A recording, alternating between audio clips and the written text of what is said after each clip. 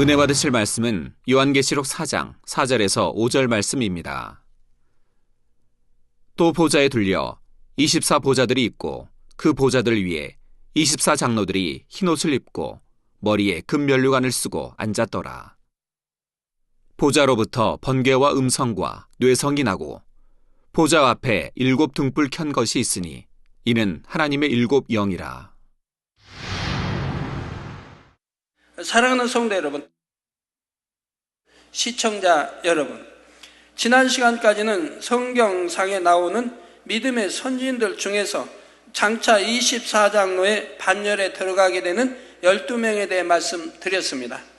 천국에서 서열이 가장 높은 엘리야, 에녹, 아브라함, 모세 이렇게 4분을 제외하고 그 다음 서열인 사도 바울부터가 24장로에 들어가게 된다 했지요. 그 뒤로 베드로, 사도 요한, 다윗, 사무엘, 요셉, 다니엘, 그리고 다니엘의 세 친구인 사드락과 메삭과 아벳느고, 여기에 빌립 집사와 스데반 집사가 24장로에 들어간다 했습니다. 그들의 신앙을 면면히 상고해 보면 각자가 하나님 앞에 얼마나 합당한 자격을 갖추고 있는지를 알 수가 있지요. 예를 들어 상대적으로 잘 드러나지 않은 다니엘의 세 친구만 보아도 그들은 어릴 때부터 하나님 앞에 신실한 신앙을 가지고 있었습니다. 어린 나이에 바벨론의 포로로 잡혀갔을 때 그들은 하나님 앞에 자신을 더럽히지 않기 위해 왕이 내리는 진미와 포도주를 거부한 채 대신 채소와 물만 먹었지요. 그럼에도 왕의 진미를 먹은 다른 소년들보다 더욱 아름답고 살도 윤택했습니다.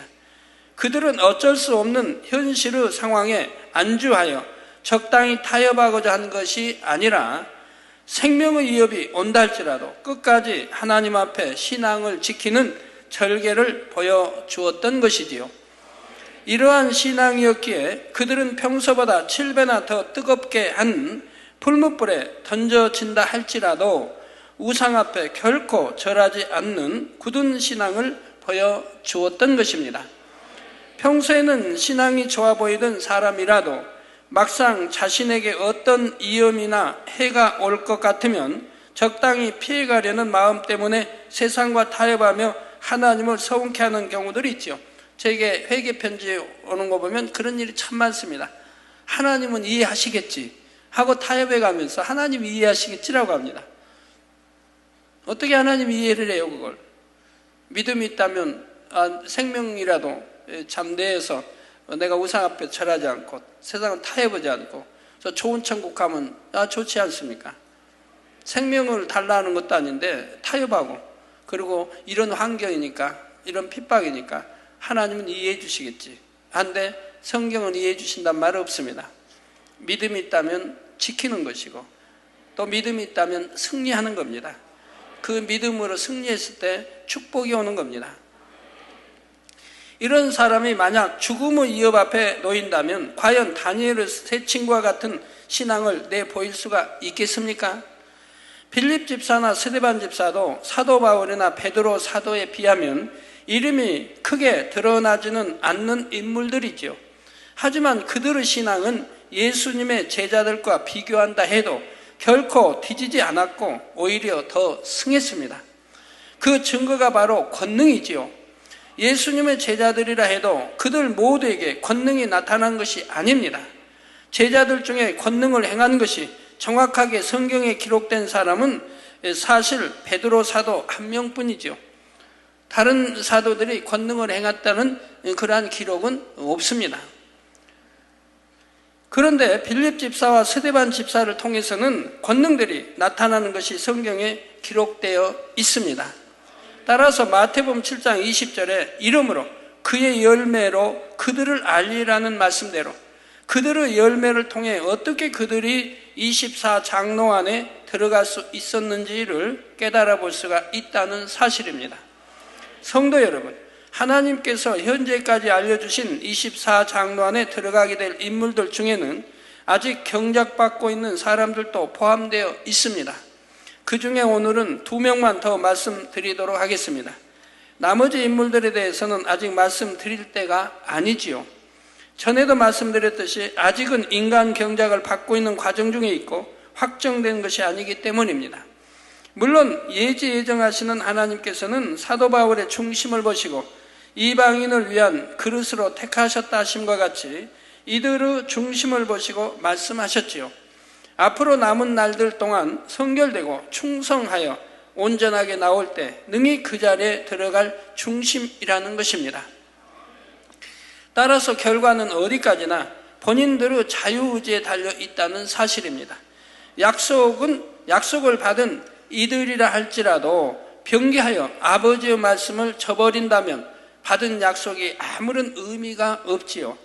또한 그 누구를 할지라도 앞으로 남은 경작의 기간 동안 더 열심히 노력하여 하나님 앞에 합당한 마음과 중심으로 나온다면 그도 얼마든지 24장로의 반열에 들어선다는 하나님의 약속을 받을 수가 있습니다. 또한 24장로는 겨우 24명인데 더 많은 사람들이 24장로에 합당한 자격을 갖추어 나오면 어떻게 하나, 이런 염려도 여러분이 할 필요가 없지요. 주님께서 다시 오시는 최후의 순간까지 여러분 앞에 주신 표대를 향해 가시면 됩니다. 그런데 이제 말씀드릴 두 사람은 비록 현 시대를 살아가며 아직 인간 경작을 받고 있음에도 이미 그들의 존재가 성경에 기록되어 있지요. 그리고 반드시 성경에 기록된 대로 그들에게 주어진 사명을 감당할 것이며 그 정도의 신앙이라면 충분히 24장로의 반열에 들어갈 수가 있기 때문에 아직 경작이 마쳐지지 않았음에도 불구하고 24장로의 그 이름을 올릴 수가 있다는 사실입니다. 그 두 사람은 바로 계시록 11장에 나오는 두 증인입니다. 이 두 증인은 장차 주님께서 공중에 강림하실 때 당연히 함께 휴거될 수 있는 신앙임에도 이 땅의 7년 환란 중에 남아 큰 사명을 감당하게 되는 사람들이지요. 성경에는 이들이 사명을 감당하게 될 기간을 1260일, 곧 3년 반이라 말씀하고 있습니다. 이는 다시 말해 7년 환란 중에 정확히 언제부터 언제인지 그것까지는 아직 말씀해 주지 않으셨지만 그들이 전체적으로 7년 중에 3년 반이라는 시간 동안 이 땅에서 사명을 감당하게 된다는 것이죠. 물론 그 안에도 감당합니다. 열심히 복음 전하며 이제 이스라엘 깨우기 위해서 감당하지만 이제 7년 환란에 들어가서는 3년 반을 감당하게 된다 이 말입니다. 그리고 그들의 사명은 이 땅에 남은 사람들을 향해 하나님의 말씀을 선포하며 권능으로 하나님을 증거하는 것입니다. 예를 들어 그들이 예언하는 날 동안 하늘을 닫아 비가 오지 않게 하며 물이 피로 변하게 한다 했습니다. 아버지의 뜻에 따라 여러 가지 재앙들을 명할 때 그 입술의 말씀이 그대로 보장되는 것이지요. 이런 놀라운 권능과 함께 하나님의 말씀을 선포하면 악한 사람들은 회개하고 돌이키는 것이 아니라 마음에 찔림이 되므로 그들을 싫어하고 오히려 죽이려 하게 됩니다. 그러나 계시록 11장 5절에 보면 만일 누구든지 저희를 해하고자 한즉 저희 입에서 불이 나서 그 원수를 소멸할지니 누구든지 해하리 하면 반드시 이와 같이 죽임을 당하리라 했지요. 하나님의 섭리 가운데 그들에게 주어진 사명을 마치기까지는 하나님께서 이처럼 철저히 지키시며 보장하시는 것입니다. 그러다가 정해진 3년 반의 기한을 마치게 되면 두 증인은 죽임을 당하게 되지요. 이때 그들을 미워하던 악한 사람들은 두 증인의 시체를 장사도 지내지 않고 그대로 둡니다. 그런데 이 두 증인은 죽은 지 3일 반이 지나면 하나님께서 다시 살리시지요. 그리고 하늘로부터 이리로 올라오라 하는 큰 음성이 있을 때 살아난 두 사람은 무사람들이 보는 앞에서 구름을 타고 공중으로 올라가는 것입니다. 이 땅에서 7년 환란 중에 3년 반 동안 사역을 감당하는 것이 결코 쉬운 일은 아니지만 그 모든 것을 온전히 감당한 후에 이처럼 영광스러운 결말을 맞게 되는 것이지요.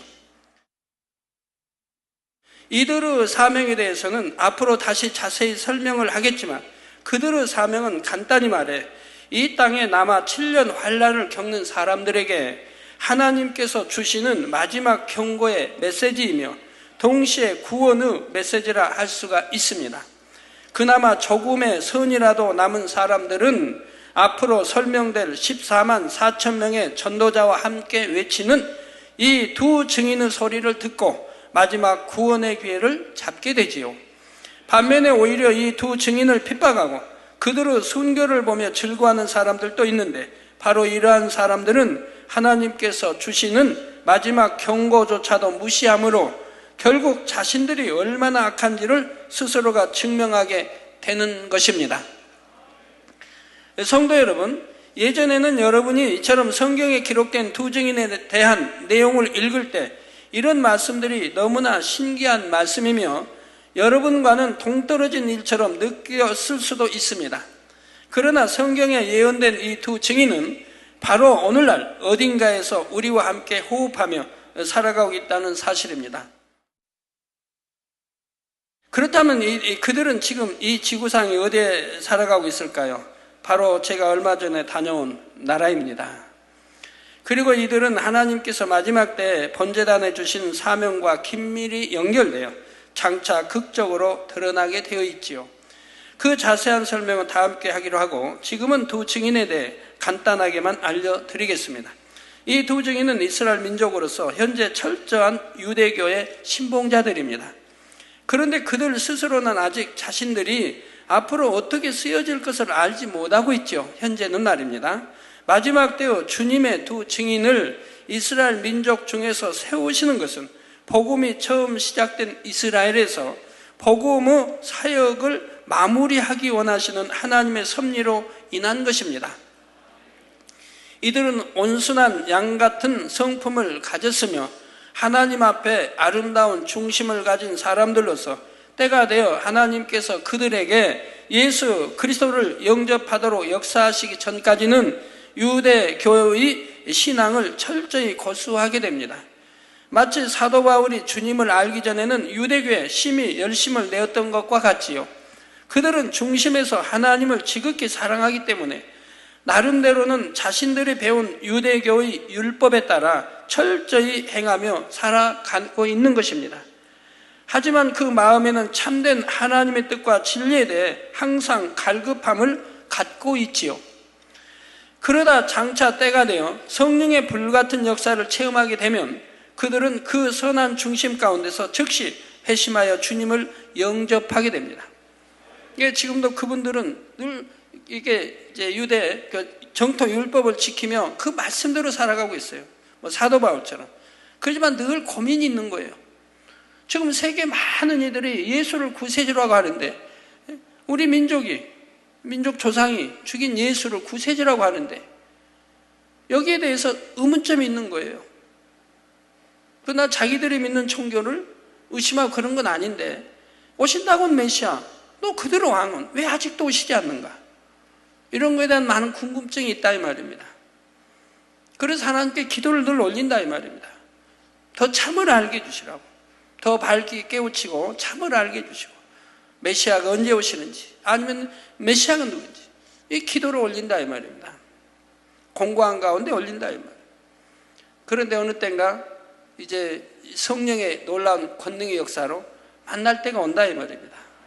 만나게 되면 거기서 바로 회심하게 되고 이제 기독교로 개종을 해서 이 복음을 전하는 그런 일을 하다가 7년 환란에 들어가게 되면 하나님이 놀라운, 물론 권능을 주셨지만 그때 가서는 놀라운 불을 토하는 이런 죽은 자 살리기 여러 그 큰 권능으로 3년 반을 이끌어 가신다 이 말입니다. 그래서 이스라엘을 완전히 회개시키는 거죠. 자, 그리고 주님께서 오시기 전까지 마음에서 악은 모양이라도 버리고 온전한 성결을 이루어 하나님께서 그들에게 주실 사명을 감당할 수 있도록 권능의 그릇을 준비하게 되지요.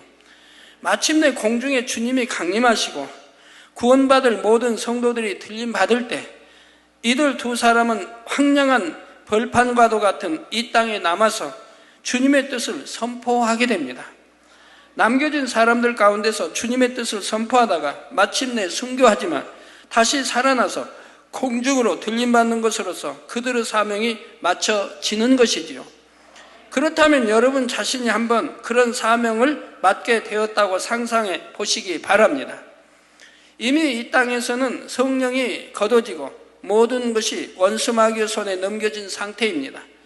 온 세상에 구원받은 모든 성도가 휴거되어 전 인류 중에 여러분의 편은 아무도 없지요.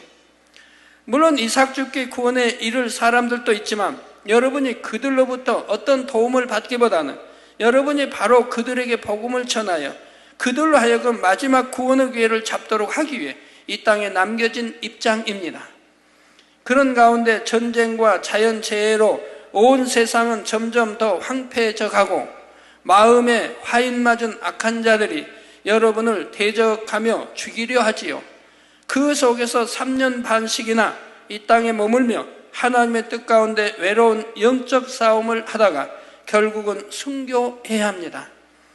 마치 불타는 지옥의 한복판에서 홀로 주의 이름을 외치는 것과 같은 상황에 지옥 사자 같은 악인들 앞에 자신의 생명을 완전히 내어놓고 있어야 하는 것이지요.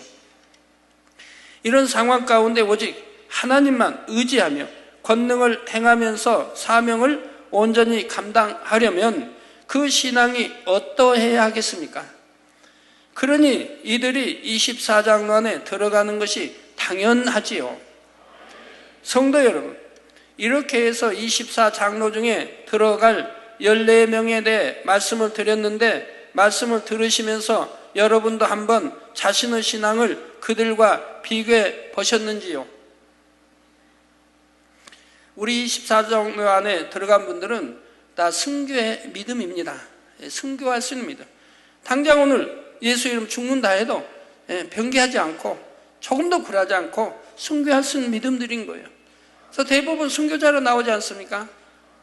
베드로 십자가의 거꾸로, 사도 바울 칼에 목베임을 당하고, 스데반 집사 또 목베임을 당하고, 돌에 맞아, 하여튼 돌에 맞아 순교당하고, 요한도 마찬가지고요. 사도 요한도 풀무불에 던짐을 받았으니 순교한 것 같지 않습니까? 다니엘 선지자도 마찬가지입니다. 사자굴에 던짐 받았지 않습니까? 순교 마찬가지 아닙니까? 새 친구도 마찬가지입니다. 풀무불에 던짐 받았지 않습니까? 이미 순교한 거 마찬가지입니다. 이런 순교 과정들을 거친 그런 믿음을 가진 사람들입니다. 24장로 안에 들어가는 사람들의 신앙에서 공통적인 점을 뽑아본다면 그 중심이 곧고 선하며 하나님을 지극히 사랑하고 어떤 순간에도 믿음을 지켰다는 점입니다. 절대로 좌우로 치우치거나 흔들림이 없었고요. 하나님의 뜻을 이루기 위해서라면 목숨도 아끼지 않았고 마음에 열심히 사랑을 이루었고요. 또한 뜨거운 열정으로 충성했으며 오직 하나님의 영광만을 위해 그들의 모든 것을 드렸지요. 각기 다른 시대에 각각 다른 환경에서 태어나고 자랐으며 서로 다른 상황에서 사명들을 감당했음에도 불구하고 이들의 신앙에는 이처럼 분명한 공통점이 있었다는 사실입니다. 그러니 장차 심판때가 되어 이 땅에서 경작받은 모든 사람들이 하나님의 보호자 앞에 섰을 때 그들이 어느 시대, 어느 나라와 민족, 어떤 환경과 조건에 있었는지와는 상관없이 24장로들의 신앙과 비교해 보면 결코 변명이나 핑계를 댈 수가 없지요. 하지만 꼭 그들의 신앙과 비교하여 부족한 것만을 드러내시기를 위해 하나님께서 24장로를 세우시는 것은 아닙니다. 여러분의 신앙이 24장로들의 신앙과 비교했을 때 얼마든지 칭찬과 영광을 받을 수도 있지요. 그들 못지않게 여러분도 하나님의 나라와 의를 위해 생명 다해 충성하고 헌신하며 마음과 뜻과 정성을 다해 하나님을 사랑했다면 24장로의 신앙과 비교하여 그만한 상급과 영광을 얻게 되는 것입니다. 우리 24장로 안에 들어가지 않는 그분들보다 서열이 더 높은 바로 엘리야나 에녹이나 아브람이나 모세를 여러분 보시면 그분들은 산채로 들림을 받을 수 있는 그런 분들입니다. 죽음을 보지 않고 산채로 들림을 받을 수 있는 분들이라 이 말입니다. 즉 죄의 삭은 사망입니다. 즉 죄가 없다고 인정받을 수 있는 사람들이, 즉 원죄도 자범죄도 다 회개하고 돌이켜서 하나님 앞에 깨끗해짐을 받은 사람들, 그러니까 죄가 없기 때문에 바로 엘리야는 산채로 들림 받았고요, 또 에녹도 산채로 들림 받았고요, 모세도 죽었을 때 시체를 찾지 못했습니다. 그 유다서에 보면 모세의 시체를 넣고 마귀와 또 하나님의 군대 장관과 다투는 장면이 나오죠. 미가엘 천사장관 그 시체를 넣고요. 이런 거 보면 그가 어떻게 죽음을 맞이했는가를 알 수가 있습니다. 또 아브람 마찬가지입니다. 아브람도 산채로 들림받을 수 있는 믿음이고 의인인데 그는 이 땅에 사명이 있기 때문에 바로 음부를 관장하는, 구원받을 영혼이 들어가는 음부를 관장하는 사명이 있었기 때문에 바로 음부로 들어가게 된 거죠. 그래서 믿음의 조상 아브람이라고 모든 아브람의 품에 안긴다고 성경이 말하는 거죠. 구원받을 영혼은 죽으면 아브람 품에 안긴다라고 하는 것이죠. 주님 품에 안긴다가 아니라 아브람 품에 안긴다. 그러므로 설령 지금은 비록 24장로들의 신앙과 비교해서 아직은 부족하다 해도 이제부터 24장로들의 신앙을 목표 삼아 열심히 달려가시기를 바랍니다. 하나님께서 장차 24장로의 반열에 들어갈 인물들에 대해 본제단에 이처럼 알려주신 것도 바로 여러분에게 목표를 주시기 위함이지요. 어떤 사람들이 24장로에 들어가고 그들의 신앙은 어떠했는지를 알려주심으로 여러분도 그처럼 변화되기 위해 노력해 나갈 수 있도록 하셨다는 말입니다. 그러므로 여러분은 24장로들이 이루었던 의와 사랑과 선과 믿음 등을 신앙의 푯대 삼아 반드시 이룰 수 있기를 주님의 이름으로 축원합니다.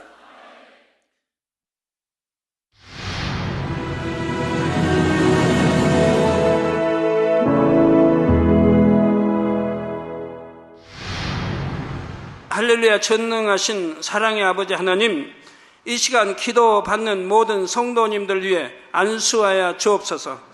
GCN 방송 시청자들이 인터넷과 화상을 통해 기도받는 지교회와 지성전 그리고 전세계 하나님의 자녀들 위에도 시공간을 초월하여 역사하여 주시기를 원합니다. 믿어지는 믿음을 주시고 부정적인 생각과 의심의 세력을 물리쳐 주옵시며 모든 시험 환난도 물리쳐 주옵소서. 머리부터 발끝까지 오장육부 뼈 마디마디 온몸의 신경 조직 세포 등 아픈 곳마다 성령의 불로 태우시고 근본의 빛으로 역사하여 주옵소서. 예수 그리스도의 이름으로 명하노니 원수마귀 사단 모든 질병 균 연약함아 물러가라. 빛이여 임하라. 모든 불치 난치병도 성령의 불로 태워 깨끗하게 역사하여 주옵소서. 말라리아를 비롯한 모든 풍토병도 물리쳐 주옵소서. 깨끗함을 입을지어다. 감기, 기침, 열, 몸살, 독감 등 각종 유행성 질병도 다 물러가라. 어떠한 유행성 질병 균도 틈타지 않게 지켜 주옵소서. 위암, 폐암, 간암, 유방암, 자궁암, 대장암, 피부암 등 각종 암과 에이즈, 백혈병, 뇌졸중, 고혈압, 저혈압, 심장병, 폐병, 위장병, 당뇨, 부인병, 피부병, 갑상선, 질환과 모든 염증도 깨끗게 하여 주옵소서. 소아마비, 중풍, 관절염, 디스크도 온전케 하여 주옵소서. 요통, 두통, 신경통을 비롯한 모든 통증은 사라질지어다. 간질, 자폐증, 우울증, 조울증, 노이로제 등 모든 정신질환도 물러가라. 모든 마비된 것도 풀어지고 일어나 걷고 뛸지어다. 눈도 잘 보이게 하옵시고 귀도 잘 들리게 하여 주옵소서. 소경은 눈을 뜨고 기머거리는 들으며 벙어리는 말할지어다. 각종 사고 후유증도 깨끗게 하시고 부러진 뼈도 붙여 주옵소서. 화상 입은 것도 온전케 하옵소서. 화기야 물러가라. 열도 물러가라. 아버지 흉터도 나지 않게 역사해 주시기를 원합니다. 마약을 비롯하여 각종 약물과 독극물 중독도 깨끗함을 입을지어다. 죽은 신경과 세포가 살아나며 죽은 자도 살아나게 하여 주옵소서. 잉태의 축복도 주시기를 원합니다. 잉태 축복을 받으라. 예수 그리스도의 이름으로 명하노니 원수마귀 사단아, 하늘 공중 곳에 잡은 악의 영들아 물러가라. 그의 사자들도 물러갈지니라. 이 땅의 악한 영, 더러운 영, 거짓되고 간사한 영, 이간질하고 미혹하는 모든 어둠들은 물러가라. 모든 흉악의 결박을 풀고 어둠아 물러가라. 빛이여 임하라. 아버지 하나님, 부르짖어 기도할 수 있는 능력을 주시고 죄를 버리고 성결될 수 있는 능력을 주옵소서. 영혼이 잘됨같이 범사에 잘되게 하시고 가정의 복음화도 이루어 주시기를 원합니다. 한 주간도 모든 사고와 재앙으로부터 지켜주시고 불통이 없는 형통한 삶을 살 수 있도록 축복해 주옵소서. 성령의 불담으로 천군 천사와 주님의 불꽃 같은 눈동자로 모든 하나님의 자녀들과 가정, 일터, 사업들을 지켜주시기를 원합니다. 학생들에게 지와 명철을 더하시고 공부도 할 수 있는 뜨거운 마음과 열정도 더하여 주옵소서. 마음과 생각을 세상에 빼앗기지 않도록 지키시고 하나님을 뜨겁게 사랑하는 학생들로 축복하여 주옵소서. 하나님의 자녀들이 먹으나 마시나 입으나 무엇을 하든지 하나님 앞에 영광 돌리는 삶이 되게 축복하여 주시기를 원합니다. 나는 하나님을 만났노라, 체험했노라, 응답 받았노라, 축복 받았노라, 간증하는 입술이 되게 역사하여 주옵소서. 아버지 하나님 감사합니다. 홀로 영광 받으옵소서. 우리 주 예수 그리스도의 이름으로 기도하옵나이다. 아멘. 24장로들이 흰옷을 입고 흰옷을 입었다 말씀한 것은 그들이 아버지 하나님 앞에 얼마나 깨끗하고 성결되었는가를 의미하는 것이지요. 또한 24장로들에게 주어지는 금면류관에는 그들이 하나님 앞에 죽도록 충성하고 하나님의 나라를 위해 눈물 뿌려 기도했으며 마음 다해 하나님을 사랑했다는 의미가 담겨 있지요. 면류관이 금으로 되었다는 것은 바로 정금과 같은 믿음의 징표이지요. 사도 요한의 영이 24장로를 다 볼 수 있었던 것은 시공간을 초월하여 먼 미래 하나님의 보좌 앞에서 펼쳐질 상황을 미리 보고 있기 때문입니다.